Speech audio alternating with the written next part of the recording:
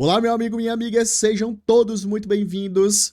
Professor Eduardo Jorge na área, especialista na prova de linguagens do Enem. E um aviso rápido, se tu vai fazer o Enem 2025, eu vou te dizer uma coisa. Aqui na descrição ou no primeiro comentário fixado tem o link do nosso grupo da SRE, a Super Revisão Estratégica. Serão 5 dias completos de revisão para deixar você 100% para fazer a prova. Eduardo, vai ser quanto essa revisão? Totalmente gratuito.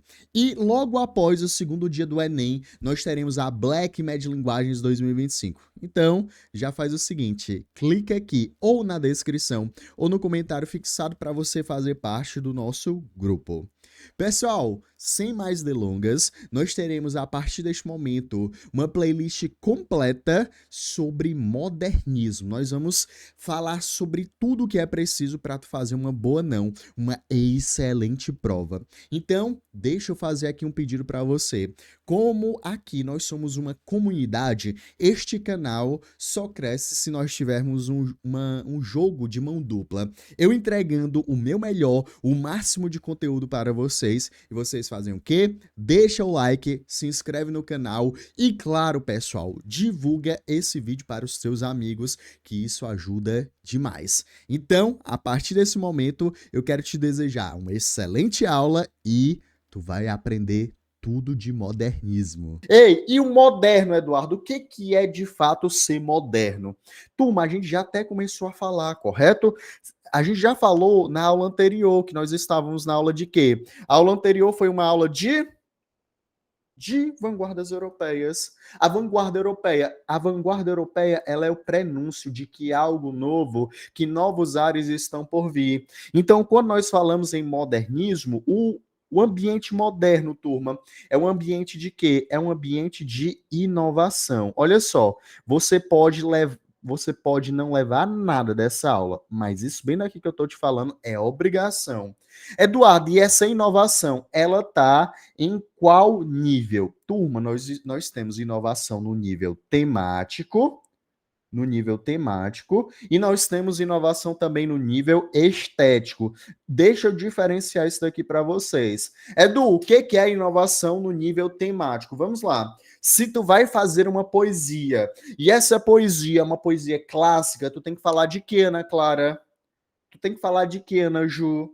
Você tem que falar de amor, você tem que falar dos maiores sentimentos humanos, você tem que falar de algo sublime, de algo respeitoso, de algo solene. Ou seja, qual era a temática de um poema? Ah, não, Eduardo. Poema só pode falar de coisa séria. Se for falar, por exemplo, do cotidiano, não. Isso daí não é assunto para uma poesia. Que poesia pobre? Era esse o pensamento. O moderno, ele já pensa diferente. Não, que história é essa? Meu amigo, o dia a dia, o cotidiano, a gente pode transfigurar esse cotidiano e transformar e usar uma lente lírica para formar uma poesia. Da mesma maneira, turma, que nós temos no nível estético. Esse nível estético, ele se confunde com o quê? Com o que nós chamamos de experimentalismo. Eduardo, esse experimentalismo, ele seria em qual nível? Tanto no nível da poesia, mas também no nível de quem? No nível da prosa. Ei, turma, poesia anteriormente ao quê? Ei, lá para o parnasiano. Não, poesia tem que ser o quê? Soneto. Poesia tem que ser um verso perfeito. Poesia tem que ter o quê? Rima, métrica, tem que ter o quê mais? Rima, métrica, tem que ter a versificação toda perfeita. Você tem que trabalhar o poema muito bem. Aí chega os modernos e falam assim: não, que história é essa? Você pode ter, por exemplo, um verso branco.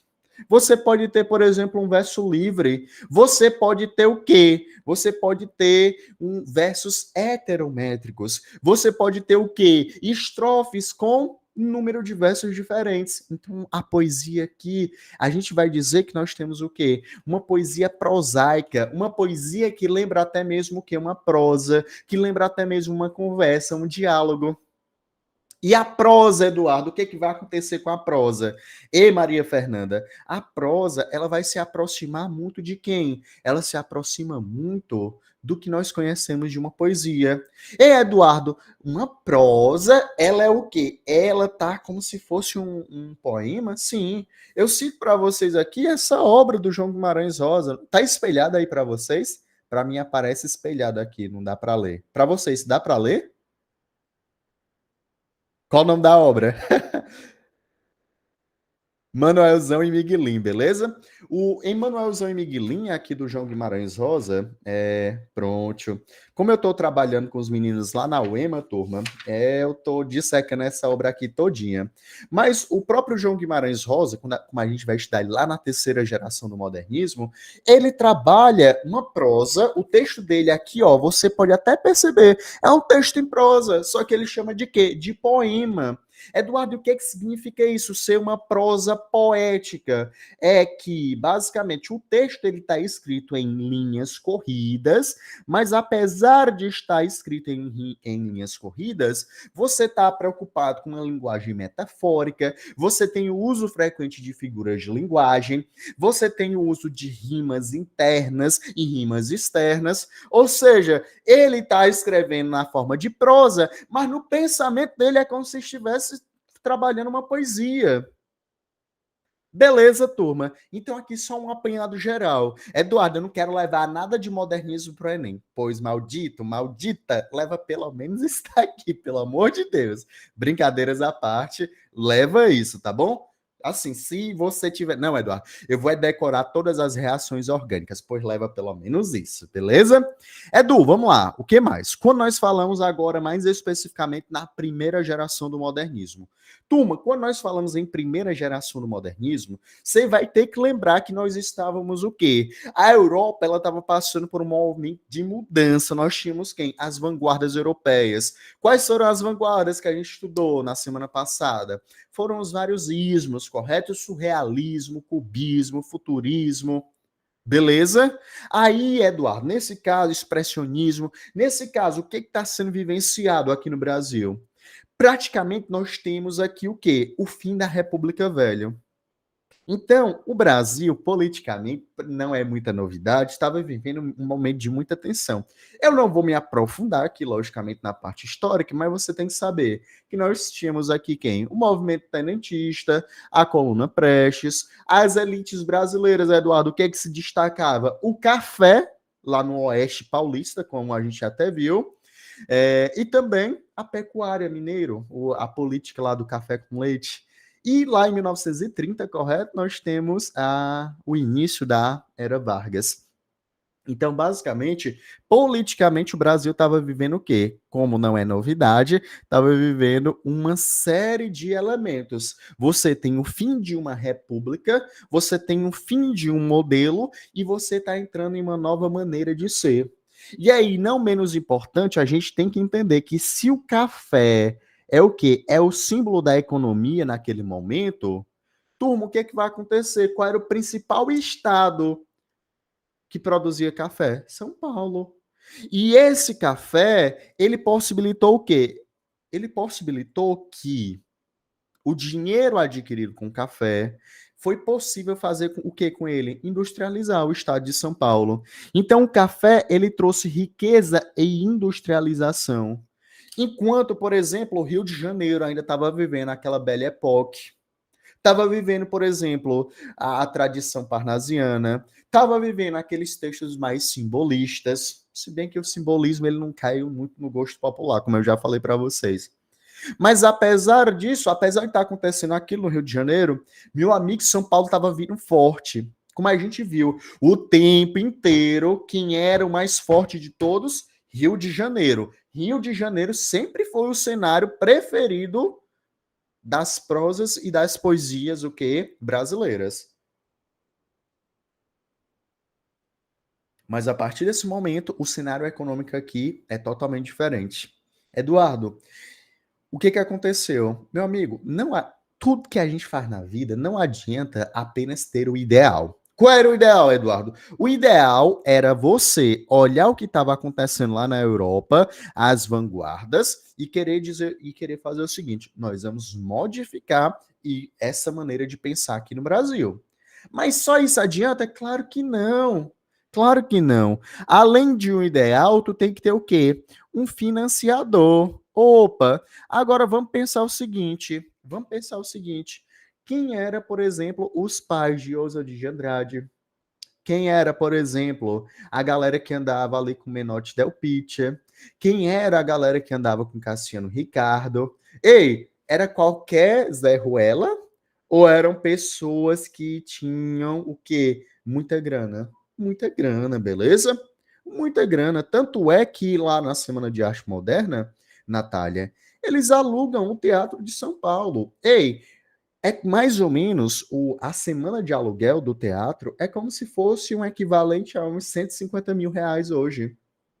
Imagina tu alugar um teatro para tu ficar falando de poesia. Meu amigo, você tem que ter grana. Para disseminar a cultura, tu precisa de quê? De dinheiro. Então, o café, ele financiou isso. E a vida cultural passou a sentir o quê? Os efeitos das vanguardas, sobretudo onde? Sobretudo em São Paulo. Então, falamos de modernismo, o início do modernismo, ele é todo onde? Em São Paulo. E aí, turma, o burburinho do modernismo, ele começa justamente com essa exposição aqui da Anitta Malfatti. A Anitta Malfatti, ela saiu, ela foi estudar fora. Ela foi estudar onde, Eduardo? Estados Unidos. Então já começa a ter uma diferença aí, né? Ela não foi exatamente para a Europa. Ela foi estudar lá nos Estados Unidos. Quando ela retorna dos Estados Unidos, Esdras, ela volta o quê? Ela volta com uma exposição. E nessa exposição, é, é muito diferente do que todo mundo estava acostumado. Nessa exposição, você vai ter o quê? Influências principalmente do futurismo, do expressionismo e do cubismo. Aí tu olha para aquilo onde você está acostumado com a arte figurativa ou com a arte temática. Eduardo, o povo estava extremamente acostumado com a arte o quê? Figurativa. Aí tu olha para a obra para a exposição da Anitta Malfatti e olha aquilo, meu Deus do céu, isso daí não presta não. Foi justamente essa reação.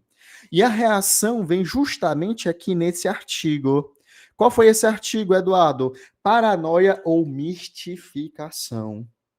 Ei, na aula passada nós falamos de um autor, né, do pré-modernismo. Qual o nome do autor que fez essa obra, esse artigo? Vai lá, Naju. Isso, Monteiro Lobato, perfeito. O Monteiro Lobato, ele fez essa obra, tá bom? Tranquilo, tranquilo, Naju. Ele fez justamente esse artigo. E aí, meu amigo, o que que acontece? Tu acha que a galera, os amigos da Anitta Malfatti, gostaram disso? E Maria Fernanda, se alguém no teu colégio chega e fala mal de ti, tu não vai unir as tuas colegas, não, para revidar? Meu amigo, mas é claro, foi isso que aconteceu. Então, o Mário de Andrade, ele fez um outro artigo justamente olhando para o coisa, para o Monteiro Lobato, e metendo o pau nele com o artigo Mestres do Passado. Então, o burburinho ele já começa justamente nesse momento, na exposição da Anitta Malfatti, que ela está trazendo algo novo, e algo novo não agrada. Então, turma, olha só, eu vou até correr porque essa aula aqui é longa. E aí, olha só, o que que o Monteiro Lobato ele fala aqui no Paranoia ou Mistificação? Há duas espécies de artistas, uma composta dos que veem as coisas e, em consequência, fazem o quê? Uma arte pura, guardados os eternos ritmos da vida e adotados para a concretização de emoções estéticas e os processos clássicos dos grandes mestres. Quem trilha esta senda, se tem gênio, é Praxiteles, na Grécia, é Rafael na Itália, é Reynolds na Inglaterra, é Durer na Alemanha, é Zorni na Suécia, é Rodin na França, é Zuloaga na Espanha. Se tem apenas talento, vai engrossar a pleidade de satélites que gravitam em torno desses sóis e morreduros. Então, Esse coisa, ele foi impiedoso durante esse artigo. Ele olha para a exposição da Anitta Malfatti e ele simplesmente acaba com a coitada. E aí, Eduardo, o que é que nós temos na contraposição, no outro artigo, Mestres do Passado? Por que que tu tá falando desse burburinho, Eduardo? Por que que tu tá falando dessa confusão que aconteceu? Porque essa confusão, ela justamente mostra quais eram os princípios norteadores do modernismo. Então, o modernismo, né, Clara? Rejeição ao artificialismo. Ei, quem era que trabalhava uma poesia extremamente artificial? Parnasiano. Negação da arte pela arte, o parnasiano. Nada de regras limitadoras, que essa história que poesia tem que ter ritmo, rima, verso. Acabou com isso. Chega de regras que limitam. E, principalmente, o fim da imposição de um conceito de beleza convencional. Ei, a tua arte ela só vai ser considerada bela, a tua arte ela só vai ser considerada se você usar o nosso ideal de beleza. Não, acabou com isso. Não existe mais isso. Então, aqui, o modernismo, ele traz esse nível de inovação, tanto na parte estética quanto na parte temática. E aí chega lá em 1922, tá bom? No Teatro Municipal lá de São Paulo, nós temos a Semana de Arte Moderna. Edu, Semana de Arte Moderna coincide com quem? Com o centenário da independência do Brasil. 1822, correto? Aqui nós estamos em 1922. Então, o que que eles enxergavam? Era uma boa oportunidade para promover um evento de gala, tudo bem, apresentar as novas tendências estéticas e, sobretudo, turma, a galera, ela teve um apoio desse rapaz aqui, do Paulo Prado. O Paulo Prado, ele era amigo de quem? Ele era amigo do Graça Aranha, tudo bem?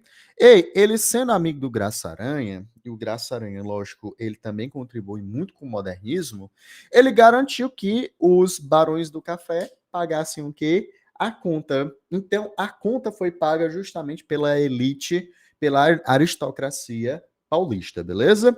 Mas, evidentemente, você está apresentando uma nova maneira de enxergar o mundo. Como foi que o público ficou com isso? Ah, não, vamos bater palma. Claro que não. Houve aquele espanto imediato do público. E na segunda noite, olha o que, que aconteceu. O Menotti Del Pitta, ele estava lá no palco, e aí, à medida que ele ia se apresentando, o que, que as pessoas iam fazendo? Ruim, péssimo. E aí ia fazendo o quê? Ia jogando aquela vaia. Ei, eu não sei vocês, mas eu particularmente, eu sou uma pessoa tranquila. Jamile, eu sou tranquilo. Se falar alguma coisa, fala, fica pra ti, não vai me afetar. Eu não vou, sou esquentadinho, não. Mas o Menotti Del Pitta, rapaz, o Menotti Del Pitta, ele queria era cair na mão, entendeu? Ele queria era brigar por conta dessas vaias. E aí ele tá lá no palco e ele afirma que os conservadores, ou seja, vocês, a plateia, provavelmente desejavam o quê? Enforcar quem estava se apresentando ali.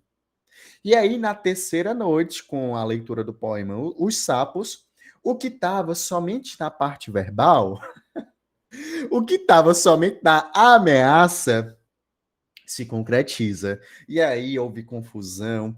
Então, assim, imagina uma semana de arte moderna dessa. Imagina, por exemplo, o burburinho que causou toda essa semana de arte moderna. E aqui, esse poema Os Sapos, tenho que deixar destacado, ele é o poema do Manuel Bandeira, tá bom? E aí, nesse poema do Manuel Bandeira, ele faz justamente uma dura crítica aos poetas parnasianos. Os parnasianos são os chamados os sapos, tá bom? E outra coisa, tem até um fato curioso. É aquela história.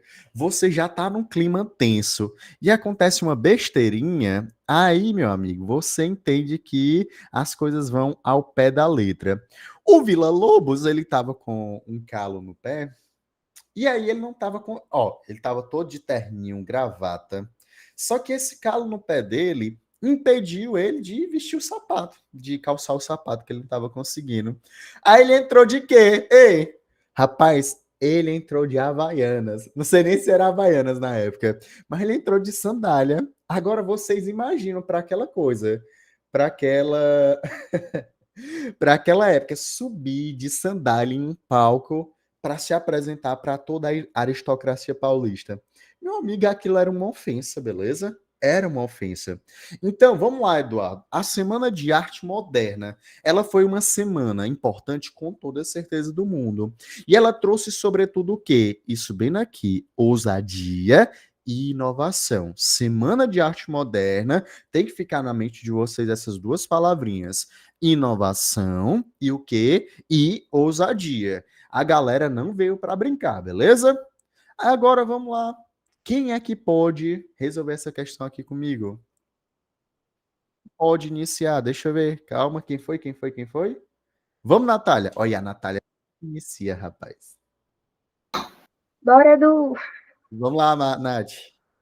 Entre as características de reconfiguração do modernismo citada no texto, podemos incluir Pronto, ele quer saber basicamente o que que há dentro desse movimento que nesse caso reconfigurou o cenário, correto? Vai lá, Nath.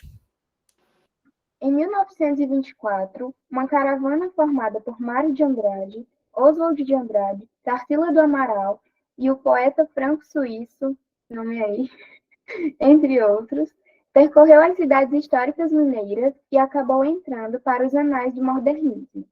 O movimento deflagrado em 1922 estava se reconfigurando. Pronto, aí basicamente tá contando um pouquinho de história pra gente, beleza? Mas o que de fato a gente precisa saber é o que o modernismo trouxe de inovação? Letra A.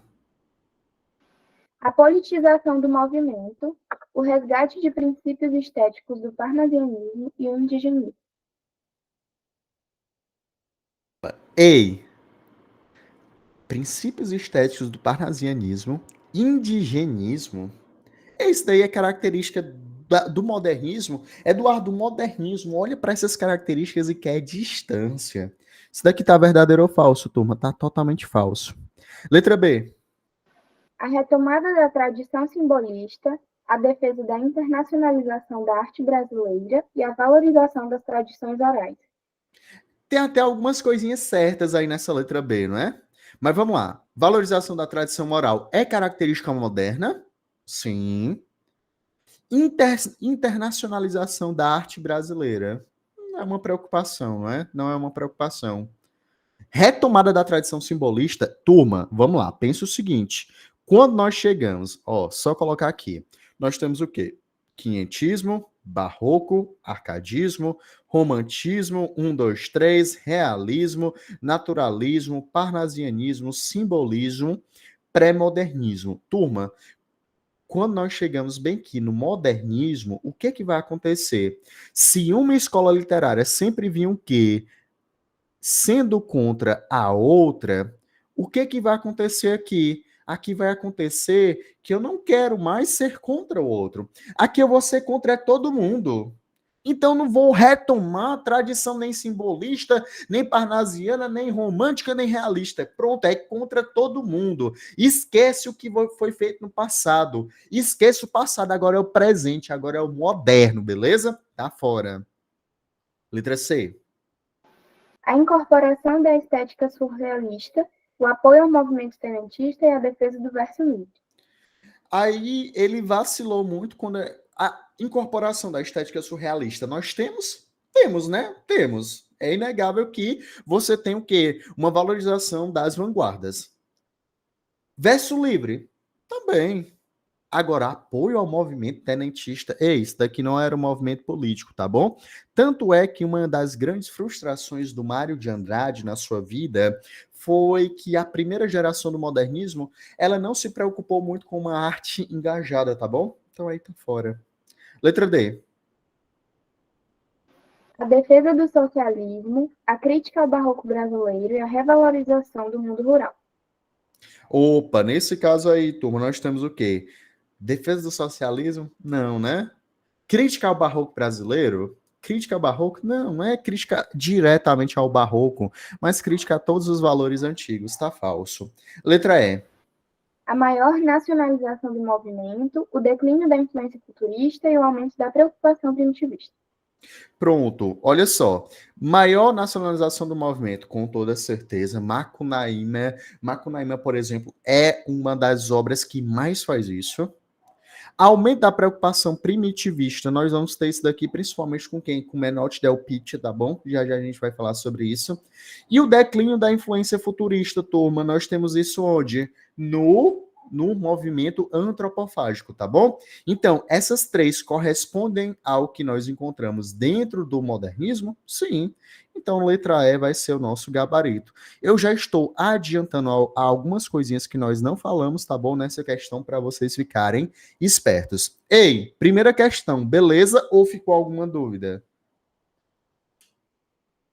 Tá beleza? Vai, MF. Edu, esse declínio da influência futurista é em relação à estética ou à temática em si?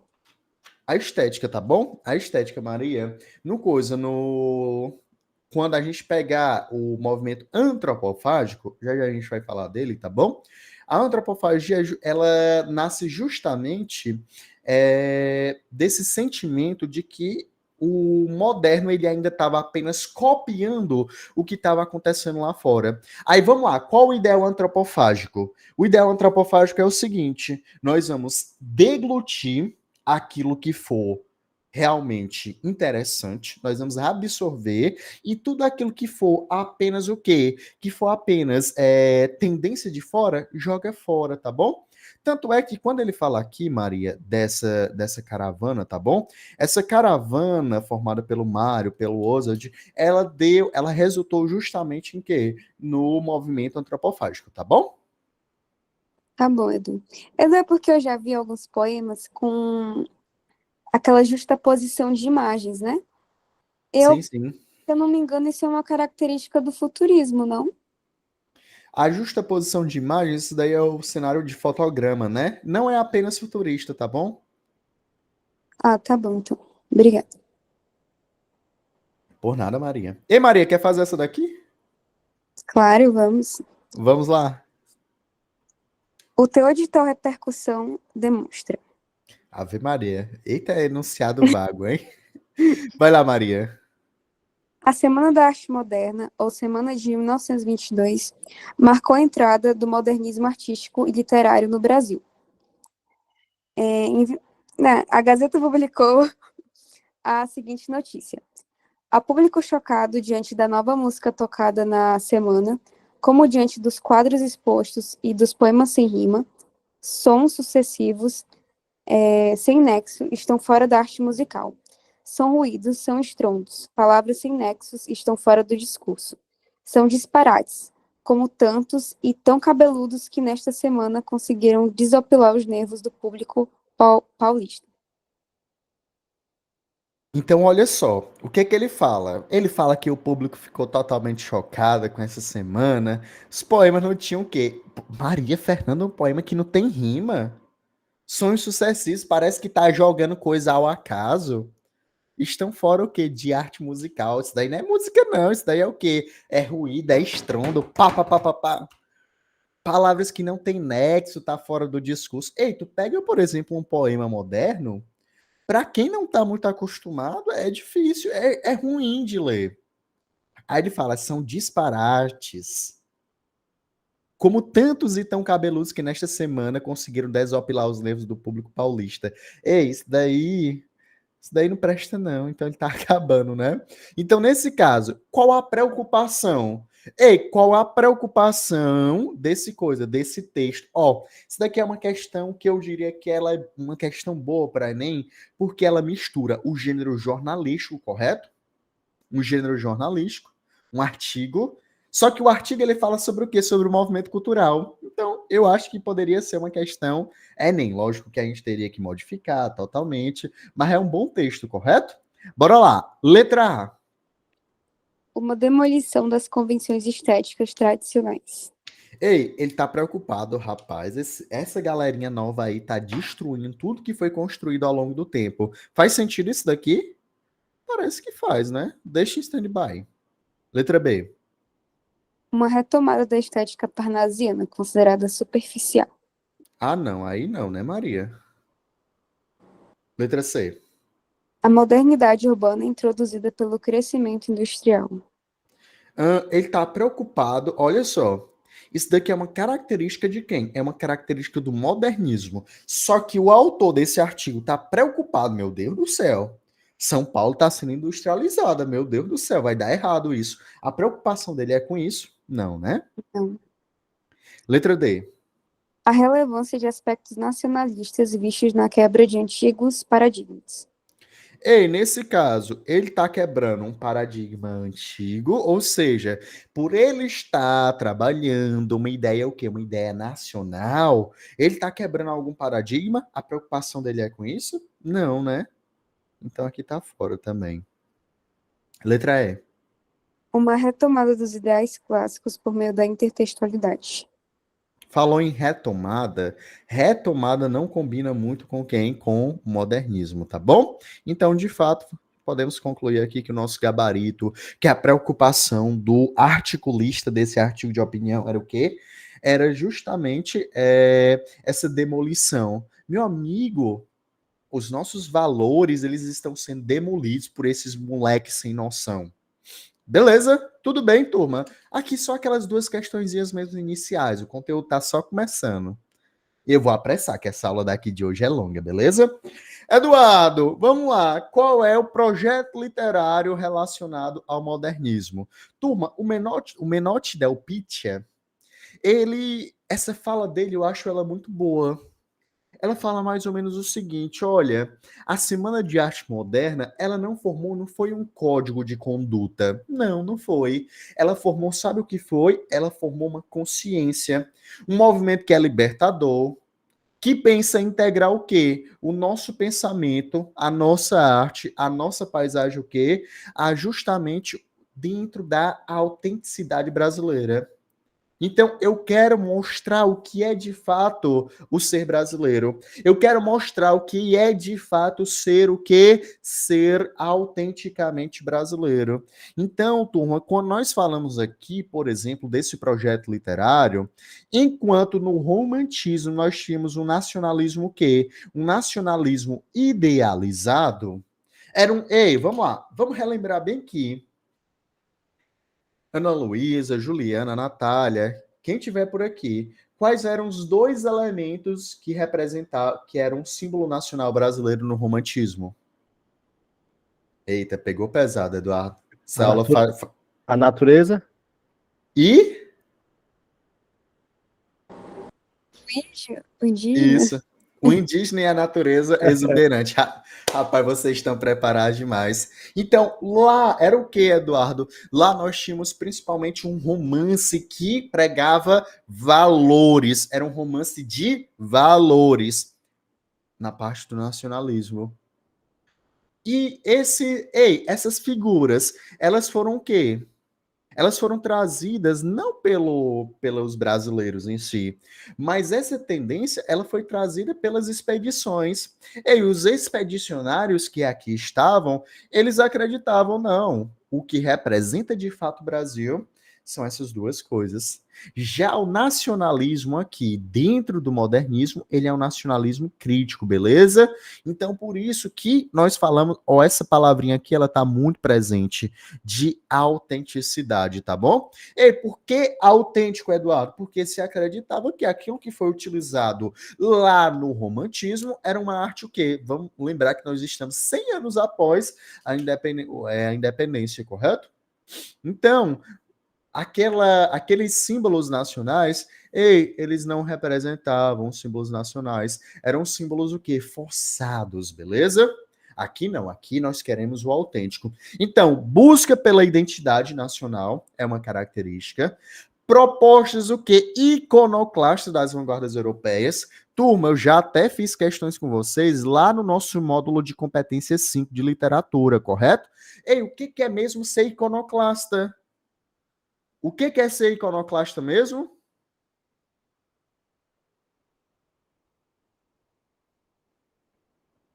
Olha só, debochado, palhaço. Exatamente. Exatamente. Então, ser iconoclasta é o ser o quê? É ser debochado, é ser palhaço, tá bom? Debochado barra palhaço. Então, você trabalha o quê? Você trabalha temas sérios de maneira o quê? Como se você fosse um clown lá do Shakespeare, tá bom?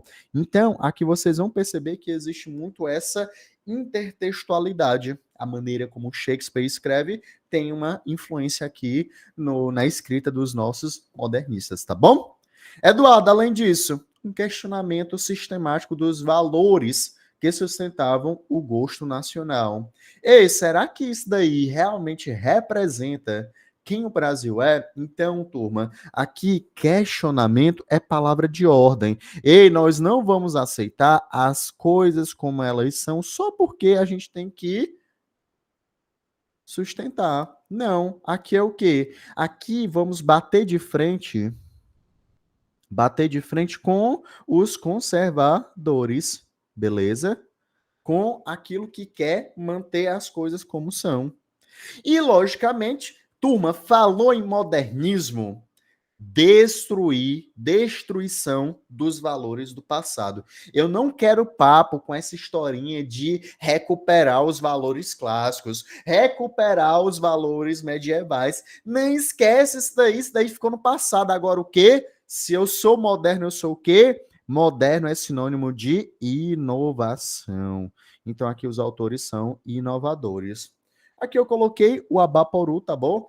Da Tarsila do Amaral. Turma, isso daqui é uma obra que ela é o quê? Ela é muito representativa, principalmente do movimento que a gente vai ver já já, que é a antropofagia. Em tupi, aba significa o quê? Significa justamente homem. Poru, que come. Ou seja, você vai lembrar, você vai recordar aqui comigo que o é, que a estética relacionada à antropofagia é justamente você deglutir o que vem de fora, manter aquilo que é interessante e jogar para fora aquilo que não representa, que não é sinônimo de brasilidade. Beleza? Vamos lá, o que mais, Eduardo? Os manifestos. Edu, para que serviam mesmo esses manifestos? Semana passada eu falei com vocês sobre o que são manifestos. Manifesto é um gênero textual onde você vai colocar o que dentro desse gênero textual? Valores, os valores que representam, os valores que representam, os valores que guiam uma estética, beleza? Então, olha só, Edu, tu vai dar ênfase para o quê? Principalmente para o Manifesto Pau-Brasil, lá de 1924, tá bom? Ele foi publicado pelo Ousa de Andrade. E aí, basicamente, o que fala o movimento Pau-Brasil?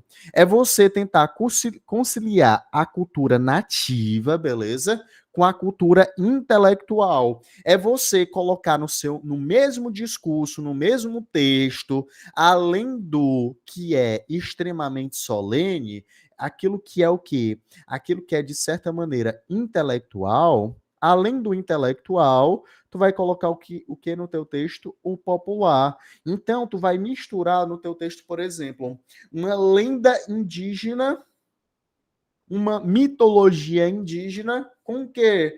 Com, por exemplo, uma história urbana. Então, tu mistura tudo. Além disso, ver com os olhos livres, fazer o uso da linguagem o quê? Turma, principalmente esse uso de linguagem sem preconceitos. Ei, parou com essa historinha de que você só pode escrever com a gramática normativa. Lembra da nossa aula de competência 8? Existe a gramática normativa e existe a gramática descritiva. Aqui o propósito é principalmente o quê? Gramática descritiva.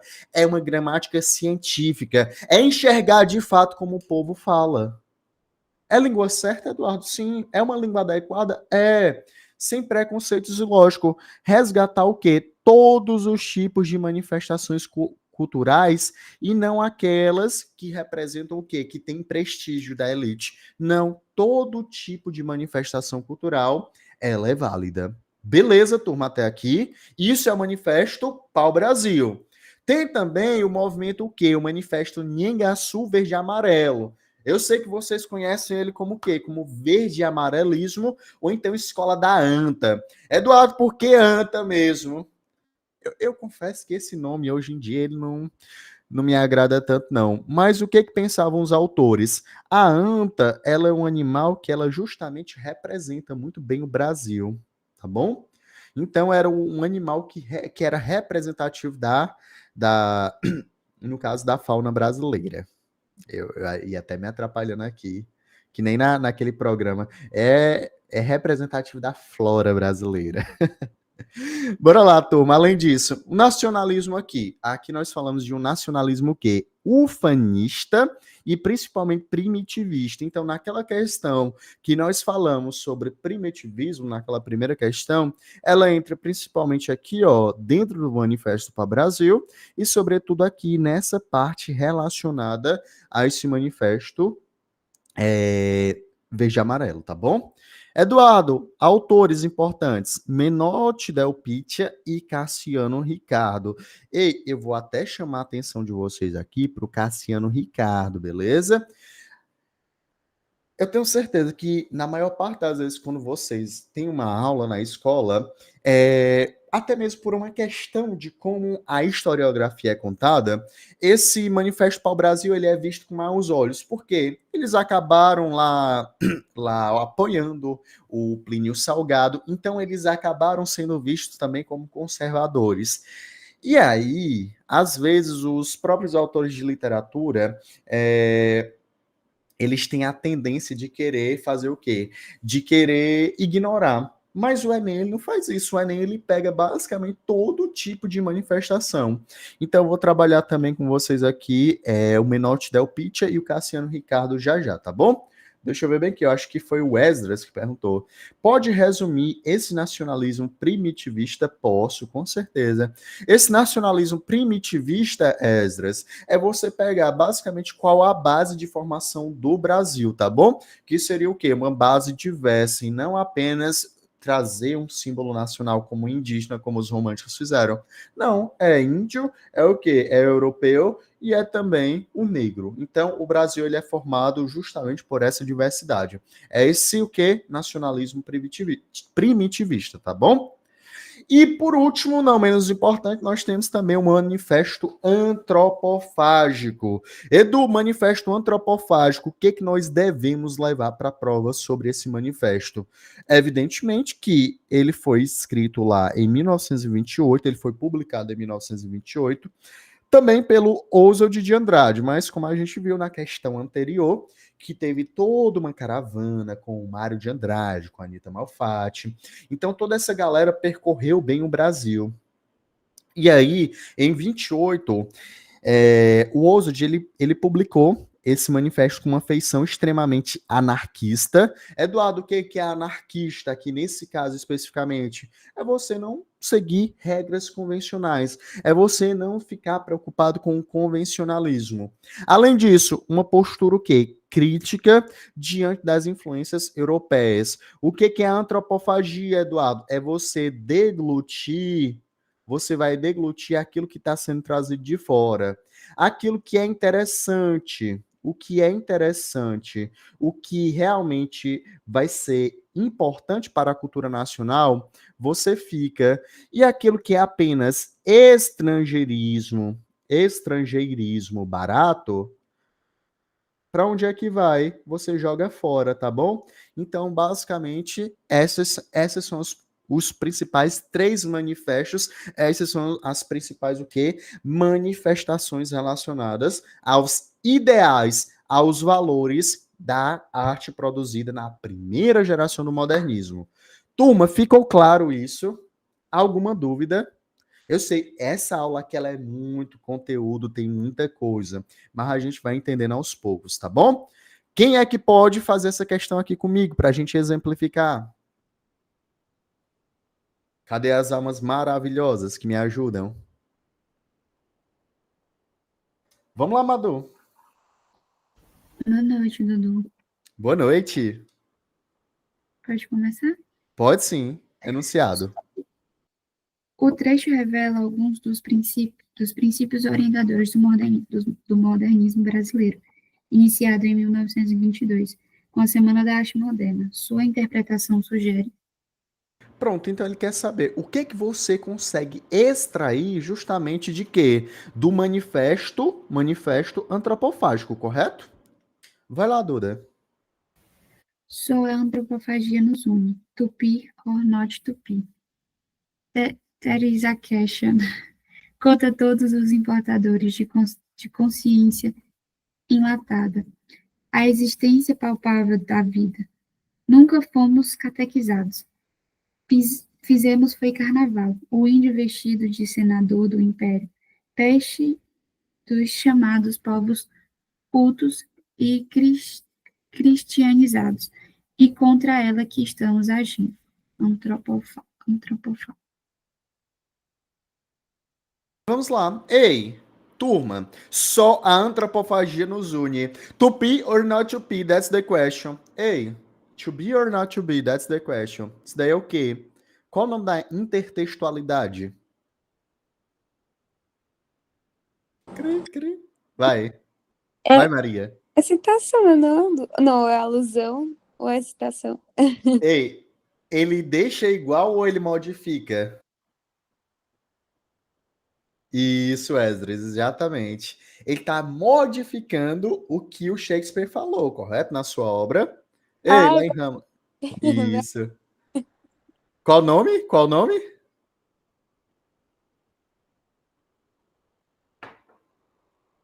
O Shakespeare, to be. Isso, exatamente. O Shakespeare, to be or not to be, that's the question. Se eu não sei, eis a questão. Aqui, ele, to be or not to be, that's the question. Então, ele já começa com uma paródia, beleza? Aí, o que que é a antropofagia? Turma, a antropofagia é contra todos os importados de consciência enlatado. É como se você estivesse pegando. Ah, não, futurismo, ele é isso daqui, Maria Fernanda. Então, tu vai usar o futurismo desse jeito, pronto, acabou. Ei, a antropofagia ela vem justamente como o quê? Como uma resposta à crítica de que o modernismo também era o quê? Também era uma arte preocupada apenas em replicar o que estava sendo feito lá fora.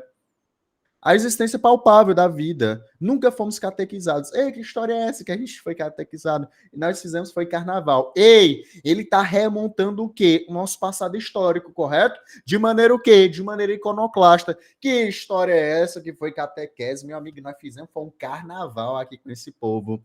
O índio vestido de senador do império. Prestes aos chamados povos cultos e cristianizados. É contra ele, ela, que estamos agindo. Antropofagia. Nesse caso, a interpretação desse trecho, ela permite a gente, ela sugere o quê? Letra A, Amador. A expressão do modernismo como aceitação dos padrões estéticos classicistas e da arte acadêmica convencional. Verdadeiro ou falso isso daí, meu povo? Verdadeiro ou falso? Sem medo de errar, vai. Cadê vocês? Falso, né? Exatamente. Joga essa alternativa longe de vocês. Por quê, Eduardo? Meu amigo, não tem nada de aceitação. Letra B. Uma declaração de princípios nacionalistas que criticam a incorporação da cultura americana do Estado Novo. Ei, tem princípios nacionalistas? Tem. Criticar a incorporação da cultura americana? Ei, mas ele está criticando a cultura americana em si. Na realidade, é a cultura europeia, correto? E o Estado Novo, vou dizer para vocês, turma, essa primeira geração do modernismo, ela não é muito preocupada com política, tá bom? Isso daqui tá fora. Letra C. A associação da antropofagia ao modernismo como uma das correntes em que este se dividiu internamente, opondo-se ao romantismo. Opondo-se ao romantismo ou à cultura de fora? A cultura de fora, tá bom? Então aqui tá falso. Letra D. A consideração da antropofagia como um processo de devoração cultural das técnicas autênticas nacionais visando a reelaborá-las. Ei, vou deixar essa letra D aí. Letra E, Madu. A acentuação do caráter de busca da identidade nacional do modernismo pela valorização das raízes brasileiras. Agora eu quero ver a briga. Vocês marcariam o quê nessa questão? Letra D ou letra E? Eita, agora eu quero Letra é E. ver. Rapaz, Henrique, toma cuidado. Letra D, letra E. Eu quero é saber o que é que vocês marcariam. Letra E, letra D, D. Rapaz, o Henrique falou com convicção, viu? Edu, mas não é? Rapaz, não se devora algo que é autêntica, que é de autenticidade nacional. É algo de fora, né, não? Pois é, eu Vai também lá. pensei isso aí. Pronto. Ei, a antropofagia é devorar o que é nacional ou o que é de fora? Que é de fora, beleza? Essa letra D, quando eu vi essa questão aqui, eu não lembro exatamente de onde ela é, mas eu olhei para ela e, meu Deus do céu, que questão sacana, cara. Porque tu olha, tá lindo, mas ele fala aqui de quem? Autenticamente nacional. Não. Vai reelaborar aquilo que vem de fora. Por isso que a letra D tá fora, tá bom? E letra E, a acentuação do caráter de busto da identidade nacional do modernismo pela valorização das raízes brasileiras. Ou seja, você incorpora aquilo que vem de fora, só que de um jeitinho quê? De um jeitinho brasileiro. Nós podemos até tomar como inspiração o que é produzido lá fora, mas nós vamos fazer do jeito brasileiro de ser. Beleza, turma? Toma cuidado. Antropofagia devora o que vem de fora, tá bom? Questão pegadinha aí para vocês. Ei, The Next. Quem faz essa daqui comigo? Deixa eu ver quem foi, deixa eu voltar aqui. Bora lá, MF. Edu, rapidinho. Vai. Mas aquela alternativa do romantismo, né? Ela dissesse Uhum. que se opõe no quesito dos símbolos nacionais, estaria certo, né? Mas ele tava falando da antropofagia, né? Dos símbolos nacionais. É, não teria muito a ver com o contexto da questão, Maria. Mas poderia estar certo, entendeu? Sim, sim, entendi. Pronto. Quem faz essa daqui comigo? Quem ainda não participou? Bora, Naju. Bora, Edu. A Naju tava esperando a questão com texto pequeno, né? Exatamente. Tô brincando. Vai lá, Naju. O texto 1 é o quê? Abaporu, né? Da Tarsila do Amaral. Agora lá, texto 2. Texto 2 explica o que é a obra. Vai lá. Em janeiro de 1928, Tarsila queria dar um presente de aniversário especial ao seu marido, Oswald de Andrade. Pintou o Bapuru. Eles acharam que parecia uma figura indígena, antropófaga. E Tarsila lembrou-se do dicionário Tupi-Guarani de seu pai. Batizou-se o quadro de Bapuru, que significa homem que come carne humana, o antropófago. E Oswald escreveu o Manifesto Antropofágico e fundaram o movimento antropofágico. Pronto. Eu confesso que quando eu olho para, eu não sou o maior fã dessa obra de arte, entendeu? Eu acho ela estranha. Pode ser que vocês. Não, Eduardo, eu gosto dela. Eu, particularmente, eu não tenho nenhum problema em falar o que eu gosto e o que eu não gosto na literatura. Eu olho para isso daí, não me causa aquela sensação de agrado profundo, como outras obras me causam. Mas tem o seu valor o quê? Tem o seu valor estético. E eu falo principalmente, turma, que esse valor, ele é o quê? Ele é um valor principalmente voltado para uma arte temática. Então, aquilo que a gente viu lá na semana passada, entre arte figurativa e arte temática, aqui é uma arte principalmente o quê? Temática, correto? Como a gente falou, Abá significa homem e Poru significa que come. Ou seja, como ele explica aqui, Abaporu significa o quê? Homem que come carne humana, beleza? Aí justamente os ideais da antropofagia nascem justamente dessa tela aqui. Então, nesse caso, o movimento originado da obra Abaporu, qual foi? O movimento originado foi a antropofagia, correto? Antropofagia. Nesse caso, turma, pretendia se apropriar de quê? Letra A, Ana Ju. Da cultura europeia para originar algo brasileiro. A antropofagia usava a cultura europeia, deglutia e produzia algo genuinamente brasileiro? Verdadeiro ou falso? Verdadeiro. Verdadeiro. Letra B. Da arte clássica para copiar o seu ideal de beleza. Arte clássica, copiar o ideal de beleza. Isso daqui tá totalmente contra o que a gente vem falando. Letra C. Do ideal republicano, para celebrar a modernidade. É daquilo que vem de fora e não daquilo que é nacional. Letra D. Das técnicas artísticas nativas, para consagrar sua tradição. Daquilo que vem de fora. Letra E. Da herança colonial brasileira, para preservar sua identidade. Daquilo que vem de fora, beleza? Turma, sem maiores problemas. A questão anterior, ela ajuda a responder essa questão aqui? Total, total, né? Gabarito, letra A de amor, beleza? Turma, tudo bem até aqui? Eita, eu tô falando para vocês, essa aula é enorme, meu povo. Bora lá. Ei, Eduardo, então, quando nós falamos a respeito do modernismo, nós temos o quê? Um adeus, tá bom? As formas literárias. Não, e eu aqui olhando para o horário, eu já fico desesperado. Meu Deus do céu, quando dá mais ou menos 1h20 de aula, eu sei que a mente de vocês já, ó, desliga. Vamos lá, vamos tentar terminar essa aulinha aqui. Então, adeus às formas literárias. Nós temos principalmente o quê? Como eu falei para vocês, isso daqui já é repetição. Minha aula, eu gosto de colocar várias repetições, o quê? Para ficar na mente de vocês. Nós temos uma mudança de temas e uma mudança no aspecto formal. Como assim, Eduardo? A temática, ela passa a ser uma temática o quê? Cotidiana. Olha aqui, por exemplo, a obra Operários. Aqui tá errado, vou reformular isso. A obra Operários, tu olha para o rosto dessas pessoas, são pessoas o quê? Simples, são pessoas o quê? Do dia a dia.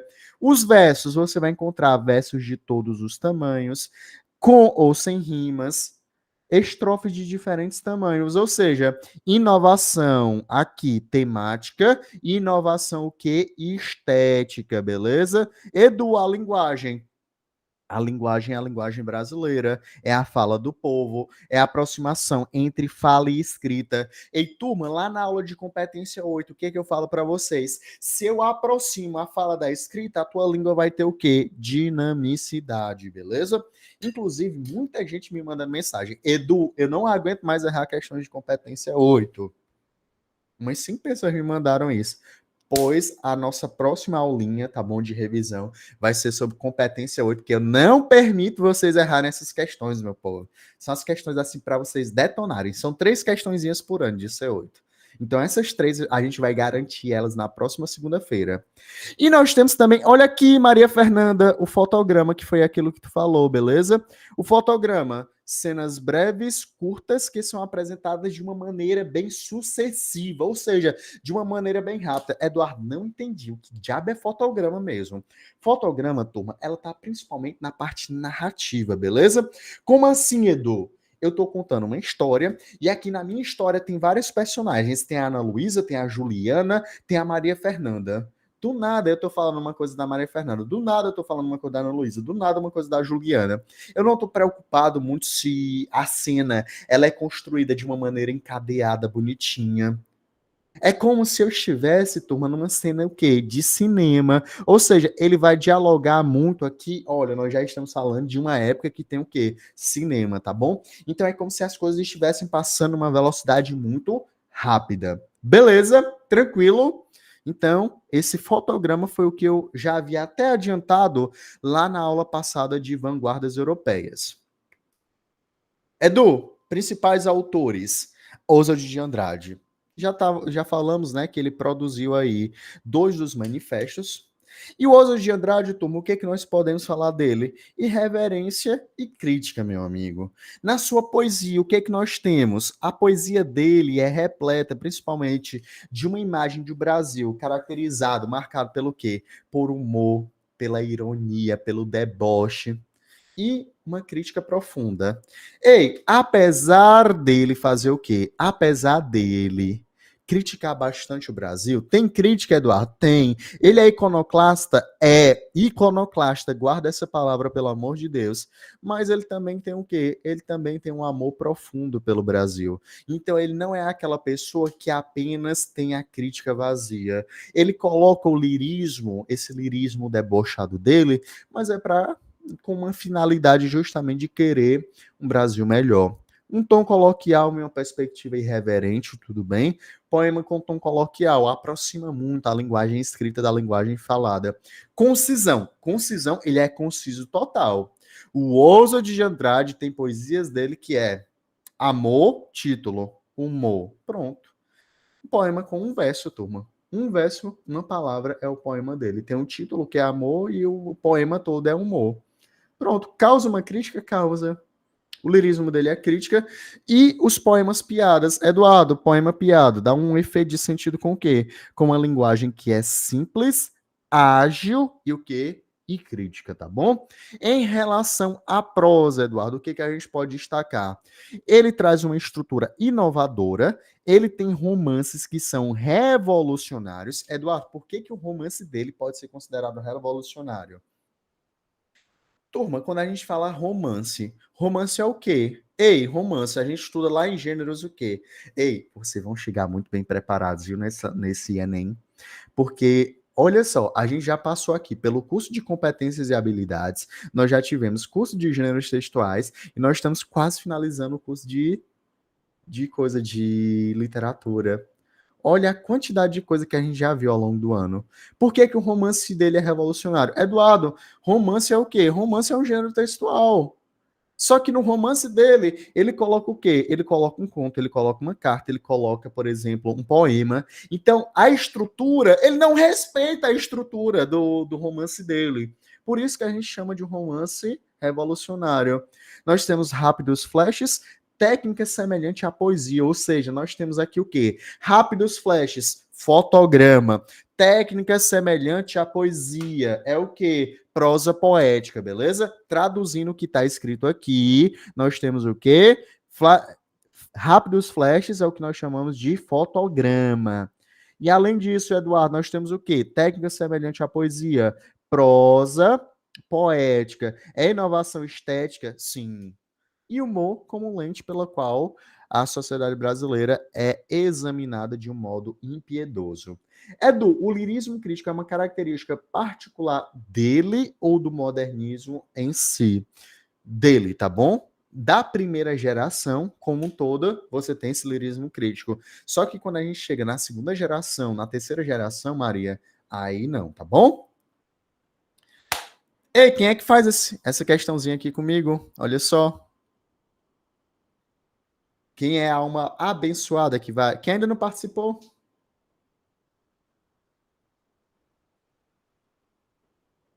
Meu povo, vocês vão me deixar sozinhos.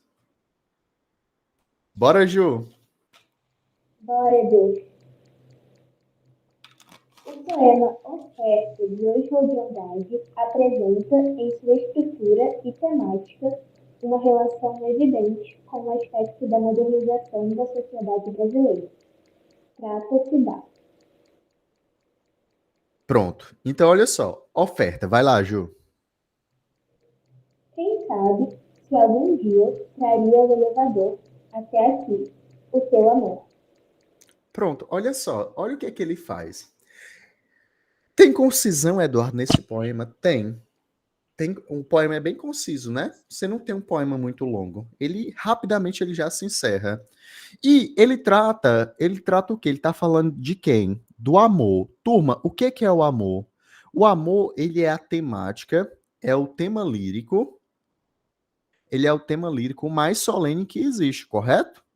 Ei, oferta. O que é uma oferta?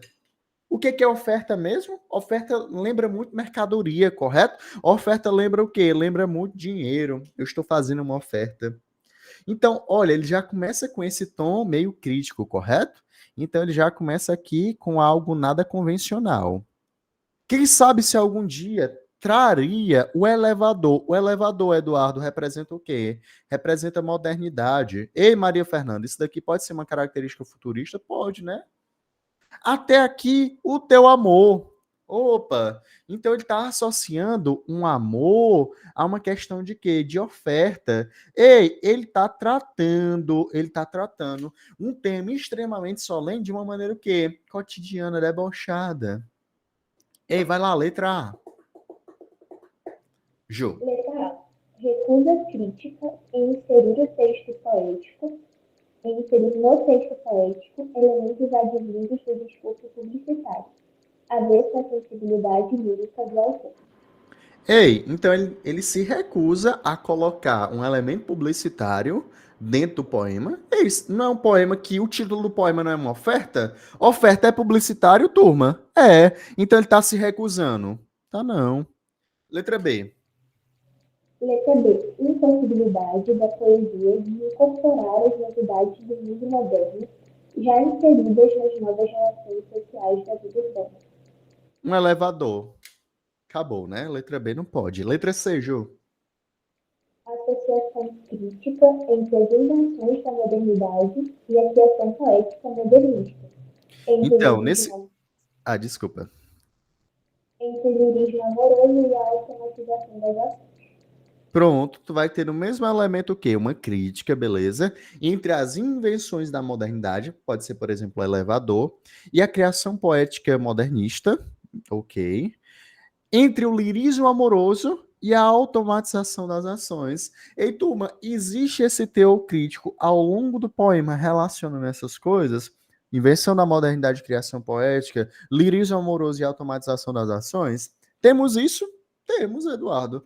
Então, letra C aqui eu vou colocar um certinho, parece que pode ser ela. Mas vamos dar uma olhada na letra D e na letra E. Letra D, Ju.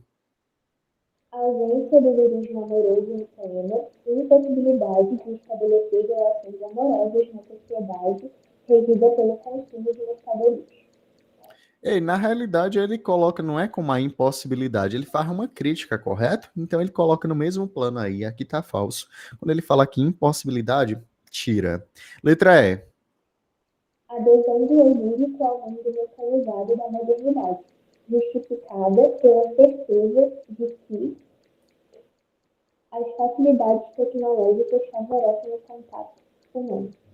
Ei, então, o eu lírico, ele tá falando assim, nossa, como é bom as inovações tecnológicas, como é bom. Por quê? Porque vai facilitar a minha vida. Ele está aderindo ou você sabe que ele está criticando? Você sabe que ele está criticando, tá bom? Então aqui tá falso também. Nesse caso, turma, nosso gabarito aqui, letra C. Toma cuidado que Ousa de Andrade é o quê?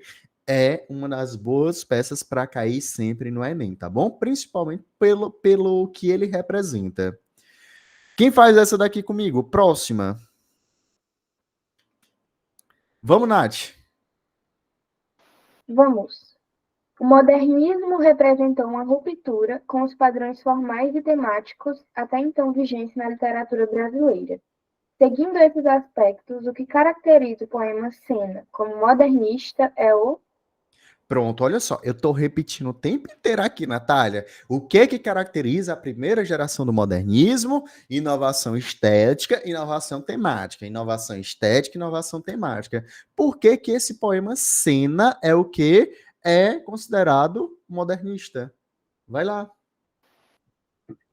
Cena.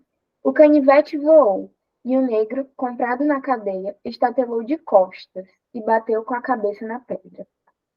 Ousa de Andrade, bora lá. Vamos tentar estabelecer essa cena.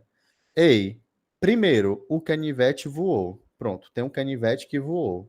Segunda cena, um negro comprado na cadeia. Ei, o que diabos tem a ver? Ei, Maria Fernanda, o que diabo tem a ver o canivete com o negro? Estatelou de costas e bateu com a cabeça na pedra. Ei, ele coloca aqui 4 frases que aparentemente uma não tem nada a ver com a outra. Mas quando tu olha, o que tu tem? Eduardo, quando tu olha para o todo, parece muito que ele está construindo uma cena completa, mas não é aquela cena que está sendo o quê? Desenvolvida por meio de um encadeamento. Você não tem um elemento coesivo. O canivete voou assim que o negro comprado na cadeia saía de tal lugar e o canivete estatelou nas suas costas. Tu não tem tudo isso. Ei, ele tá só jogando elementos. Ei, coloca aí no chat, quando eu jogo elementos em uma narrativa, elementos e não há um encadeamento bonitinho com coesivos, qual é o nome do processo? É o tal do foto... Fotograma, pronto. Então aqui é um poema que ilustra justamente aquilo que a gente falou, fotograma. Então, nesse caso, o que caracteriza o poema da cena como modernista é o quê? Letra A. Construção linguística por meio de neologismo. Natália, onde é que a gente vai encontrar, principalmente neologismos?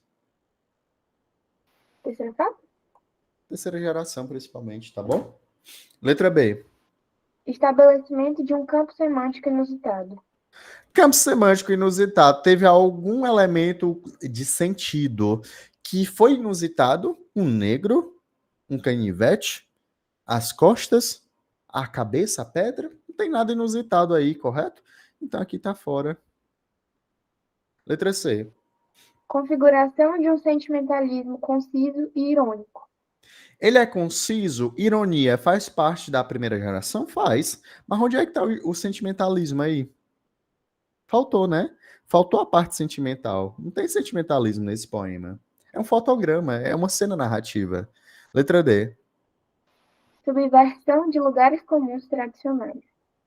Opa, turma, o que é subverter? É você colocar de uma maneira que você não espera. Então ele pegou um lugar comum que é tradicional. Por exemplo, Eduardo, um lugar comum tradicional, uma igreja. Ele pega, por exemplo, uma igreja, um local que é comum e subverte? Não, né? Aí aparentemente está onde? A gente não sabe nem o local. Aliás, a gente não sabe nem onde é que está sendo o local. Então aqui não há essa subversão, tá bom? Aqui tá falso. Letra E. Uso da técnica de montagem de imagem justaposta. Essa questão, ela é difícil quando você não sabe o que é o fotograma. Como vocês já estão espertos, vocês já pegaram a manha, você percebe que isso daí é uma imagem de fotograma, tá bom? Então, por isso que nosso gabarito é letra E de Edu. Beleza, turma? Tranquilo até aqui? Ei, a aula tá quase acabando, tá bom? Vocês me dão mais 12 minutinhos. Edu, eu entendi esse campo semântico como uma construção de sentido dentro do poema, achei inusitado pela relação dos elementos que ele faz. Pode explicar de novo? Posso. O que seria isso? Foi a Luísa, se eu não me engano. Pronto, foi a Luísa. Luísa, quando ele fala aqui, ó, estabelecimento de um campo semântico inusitado. O que seria um campo semântico inusitado? É você dar o quê? É você dar um significado diferente para aquilo que você está utilizando. Então, por exemplo, quando eu chego e faço uma linguagem metafórica, é um campo semântico inusitado? É. Aqui, quando ele está falando em canivete, quando ele está falando em negro, quando ele está falando nas costas, quando ele está falando na pedra, isso daí é denotativo ou conotativo? O campo semântico é um campo semântico usual ou é um campo semântico inusitado? Usual, correto? Então, quando ele fala estabelecimento de um campo semântico inusitado, não tivemos essa linguagem poética, tá bom? A linguagem ela foi muito mais o quê? Do dia a dia, do cotidiano. Beleza?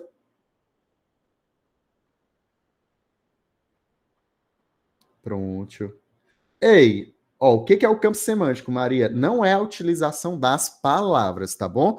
Isso daí que tu falou, por exemplo, é seleção lexical inusitada. Se tivesse seleção lexical inusitada, tu poderia até pensar, mas quando fala em campo semântico, é de sentido, tá bom? Que as palavras têm.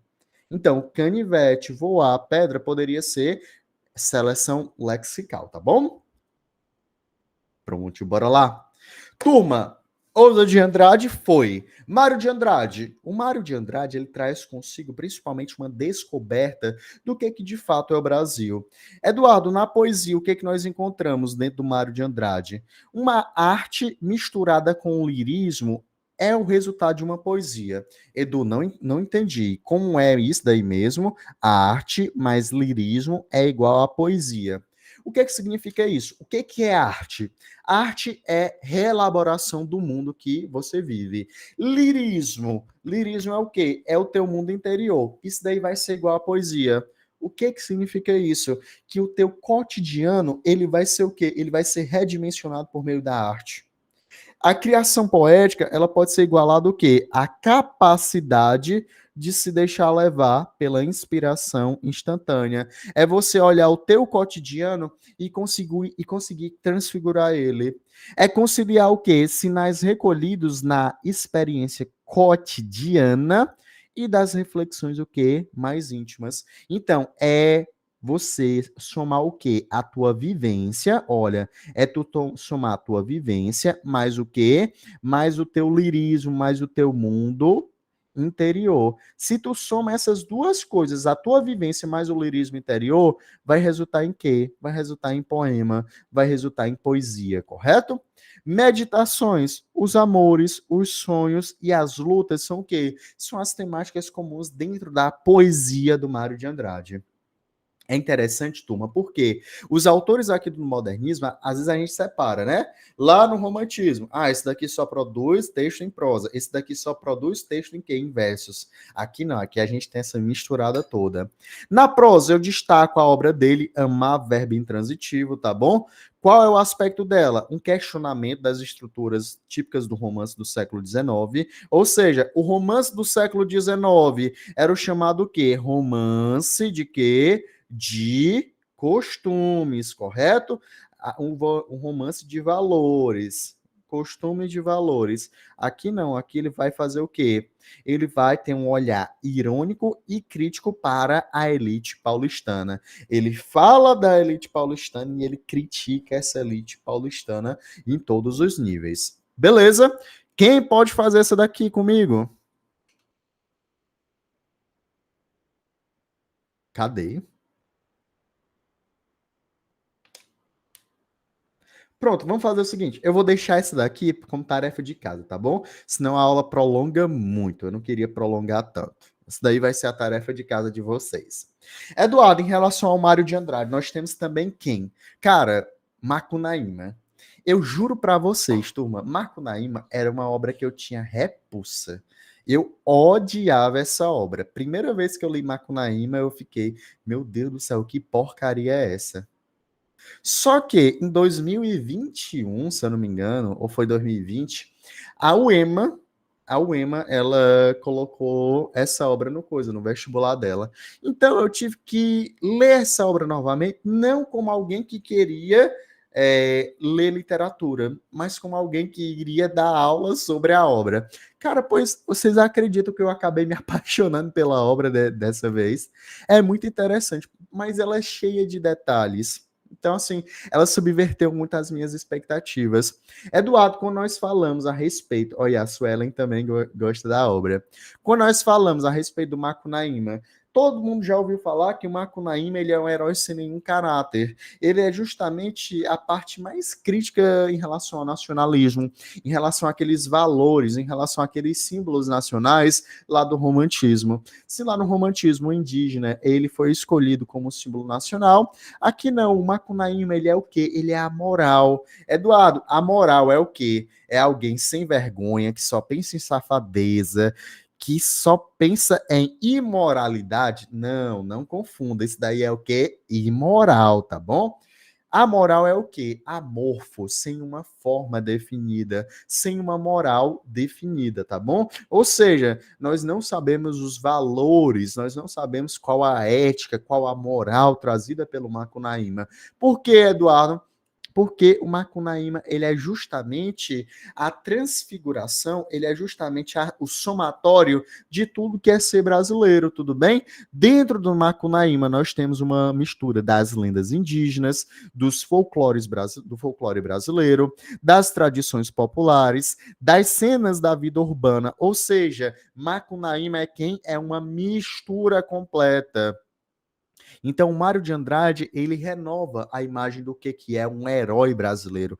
Na realidade, o Macunaíma, ele não é um herói. Ele é, na realidade, o quê? Um anti-herói. Ele não tem nada de herói.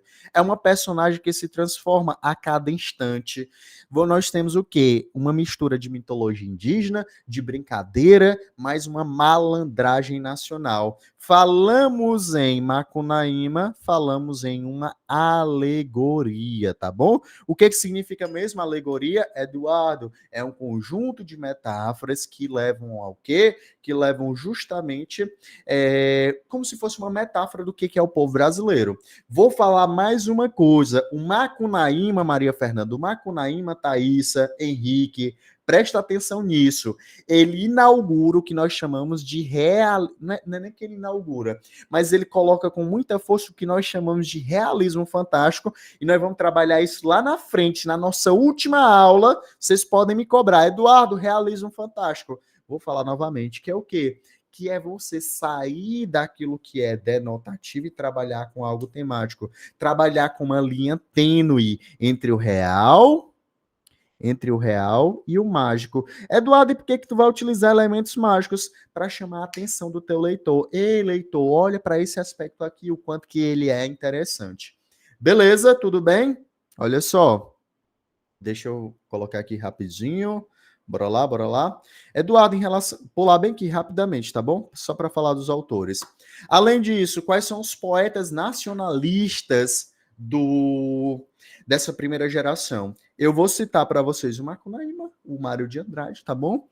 Vou citar também o Cassiano Ricardo. Turma, Cassiano Ricardo, toma cuidado. Eu acho, na minha cabeça, pode ser que venha uma questãozinha do Cassiano Ricardo aí esse ano.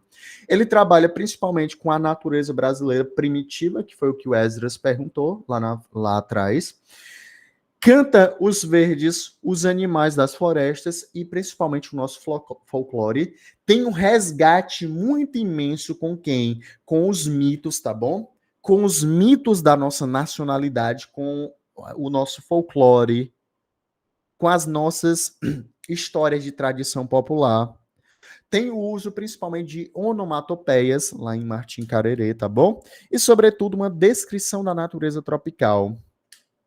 O Raul Bop, Eduardo, o Raul Bop, lá em Cobra Norato, ele explora as lendas da Amazônia, ele desenvolve o tema da viagem no espaço e no tempo. Então, olha só, um texto que fala a respeito de viajar no tempo e no espaço. E aí, turma, por que eu coloquei tudo isso depois que eu falei de Macunaíma?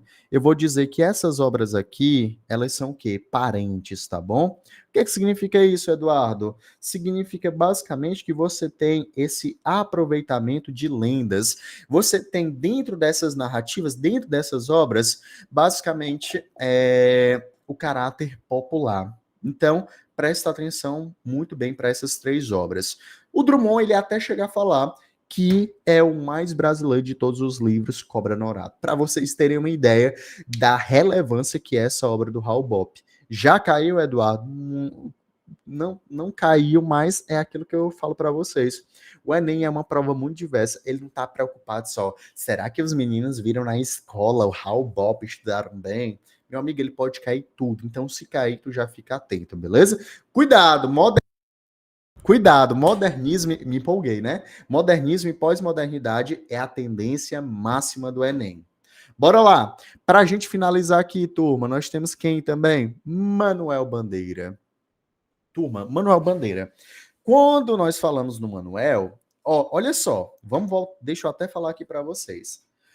Se vocês pegarem aqui lá do nosso caderninho, lá da nossa apostila de literatura, se vocês forem perceber, eu coloquei lá um módulo chamado Modernismo 2. Esse Modernismo 2 é a segunda geração do modernismo, Eduardo? Não, não é. É um módulo, é a parte 12, tá bom? A partir da página 140. Ele tá praticamente só com poemas, só com textos do Manuel Bandeira. O tanto que eu quero que vocês olhem bem para esse autor, tá bom? Esse autor é extremamente importante. O Manuel Bandeira, aliás, ele foi como se fosse o paizão da primeira geração do modernismo. Mas quando tu vai ler a obra dele, primeira coisa, olhar terno para o cotidiano. Se você conhece a vida do Manuel Bandeira, você conhece os aspectos de sua obra. A poesia, Eduardo, para o Manuel Bandeira é o quê? Meu amigo, era uma maneira, era uma saída para os problemas dele. Rapaz, o Manuel Bandeira, Maria, ele foi diagnosticado muito cedo com tuberculose. Tuberculose era o quê? Tuberculose Era uma doença que não dá nem para comparar, por exemplo, com a AIDS, que hoje a AIDS consegue viver muito tempo tomando um antirretroviral. A tuberculose era praticamente uma sentença de morte. Para vocês terem uma ideia, ele foi fazer tratamento num sanatório, se eu não me engano, foi na Suíça. Não tô lembrado muito bem, mas eu acho que foi na Suíça. E aí o médico lá na Suíça falou o seguinte, meu amigo, você tem aí 5, 10 anos de vida no máximo. Meu amigo, Manuel Bandeira passou dos 80 anos. Então, a vida inteira dele, Henrique, foi o quê? Pensando, não, eu vou morrer, vou morrer, vou morrer. Rapaz, imagina o tempo inteiro você tá pensando que você pode morrer. Pronto, imagina você ser diagnosticado com câncer agressivo. Rapaz, a tua vida desmorona. E aí tu tá sempre naquela coisa, naquela angústia. Meu Deus do céu, posso morrer a qualquer momento e tu nunca morre. Foi a vida do Manuel Bandeira. Turma, em relação a temáticas comuns, reflexões sobre a vida, memória da época de menino, registro de cenas, principalmente do cotidiano, e ele aprende a lidar, a poesia é onde ele consegue lidar com a ameaça constante da morte, tá bom? Turma, poesia mais simples dá mais simples ternura. Ser moderno é ser o quê? Inovador. O que que o Bandeira tem de especial? O uso que faz da linguagem nas situações cotidianas. Ei, um camelô é temática para um poema? Ou seja, inovação temática. As cenas banais e situações prosaicas são filtradas por meio de uma lente lírica, tá bom?